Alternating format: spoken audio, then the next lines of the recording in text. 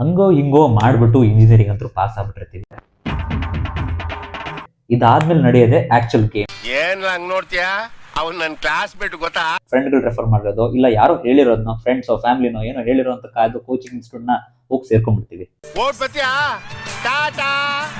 ಆದ್ರೆ ಅಲ್ಲೇ ಮಾಡೋದು ದೊಡ್ಡ ತಪ್ಪು. ಆಗಿದ್ದಾಗಾಯ್ತು, ಮುಚ್ಚಲ್ಲೇ ಬಾಯ್ಲಿ, ಎಷ್ಟು ಮಾತಾಡ್ತಿದ್ಯಾ?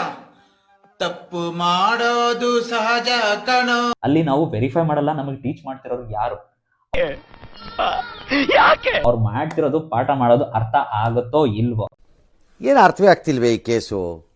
ಇವನು ಹೋಗಿ ಕುತ್ಕೊಂಡ, ನಾನು ಒಂದ್ ಪಕ್ಕ ಹೋಗಿ ಕುತ್ಕೊಂಡೆ ಅಷ್ಟೇ. ಕೊನೆ ಗುಡ್ ಬೈ ಹೇಳ್ಬಿಡ್ರ. Good bye. ನಮಗೇನು ಕೋಚಿಂಗ್ ಕ್ಲಾಸ್ ಮುಗಿಬೇಕು, ಅದಾದ್ಮೇಲೆ ಕೆಲಸ ಸಿಕ್ತಿಲ್ಲ ಅನ್ನೋದು ನಮ್ಮ ಈ ಸಿಟಿನಲ್ಲಿ ಕೆಲಸ ಹುಡ್ಕೊಂಡು ತಿರ್ಗಾಡೋದಕ್ಕಿಂತ ಕೈಯಲ್ಲಿ ಟಿಕೆಟ್ ಹಿಡ್ಕೊಂಡು ಲಾಟ್ರಿ ಪ್ರಯತ್ನ ಮಾಡೋದು ಎಷ್ಟೋ ಮೇಲು.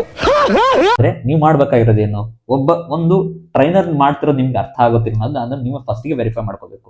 ಅಲ್ಲಿ ಟ್ರೈನ್ ಮಾಡ್ತಿರೋರು ಯಾರು, ಏನ್ ಅಲ್ಲೇ ಓಪನ್ ಆಗಿ ಯೂಟ್ಯೂಬ್ ಅಲ್ಲೋ ಇಲ್ಲೋ ಓಪನ್ ಕೋರ್ಸ್ ಅಲ್ಲಿ ಕಲ್ತಿರೋರ?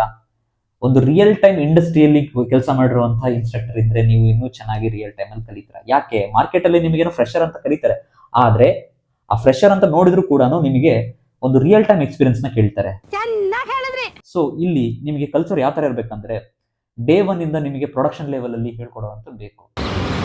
ನಮ್ಮ ಮನ್ಸು ನಮ್ಗೆ ಒಳ್ಳೇದ್ ಮಾಡಿದ್ರೆ ದೇವರು ಅಷ್ಟೇ.